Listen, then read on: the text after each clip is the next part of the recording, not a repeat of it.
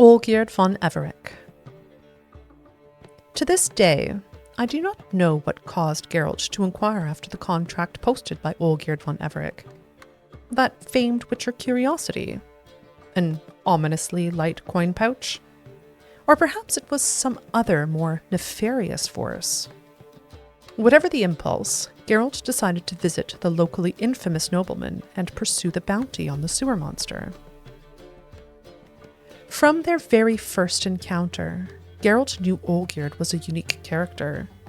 He led an informal band who worshipped the ground he walked on, though he clearly was of a different sort than they, educated, a lover of art, and an adherent to a certain noble code.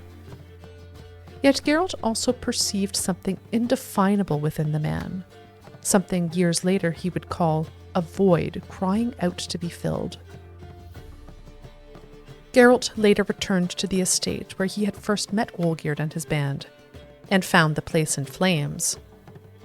He soon learned the property did not in fact belong to Olgierd, but had merely been commandeered by the ataman and his men, who then went a touch overboard in their carousing.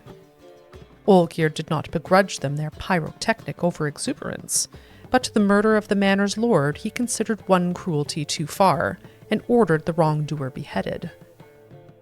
Geralt entered the stage in the middle of this execution. In the tumult that followed, he made a most startling discovery. Olgierd von Everec was immortal. And immortality was but the start of the surprising revelations about Olgierd. Master Mirror revealed the two had signed a contract. In exchange for regaining his lost status and wealth, Olgierd had promised Mirror something very personal. What exactly, Geralt did not yet know. This contract had a strange clause.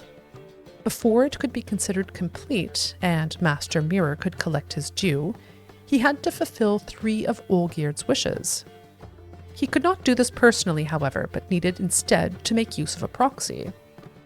His choice for this role? Geralt, who, in this way, was drawn into a personal settlement between a powerful, immortal nobleman and the mysterious Gaunter O'Dim. Upon hearing Geralt would be the one to carry out his requests, Olgierd wasted no time and issued him his first challenges.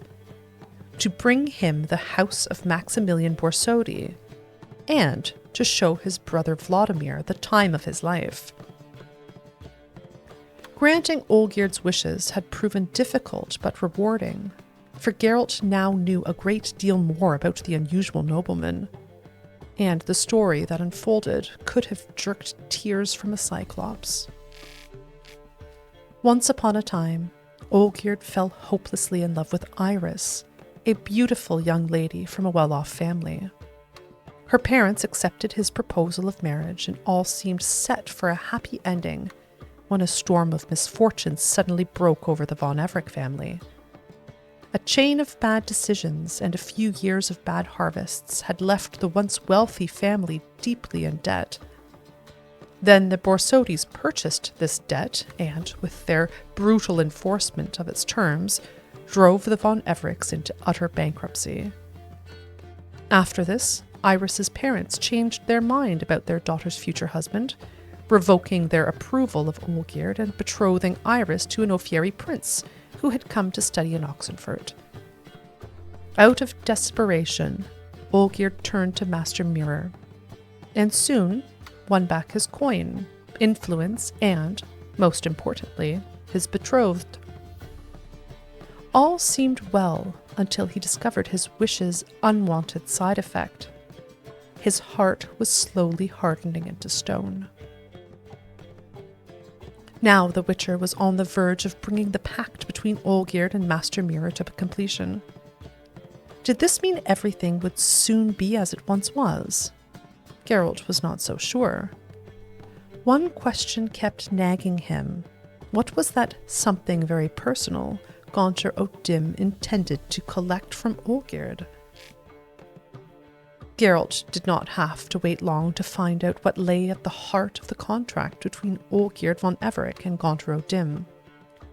In exchange for regaining his family fortune, clearing his name and marrying Iris, Olgierd had agreed to give Master Mirror his soul. Geralt knew of a way to stop this, but for some reason did nothing and instead watched as O'Dim collected his due. Thus ended the sad tale of Olgierd von Everec, a man who lived as if there was no tomorrow, feasted as if he had never known joy, and loved a love so strong he was willing to surrender his own soul for it.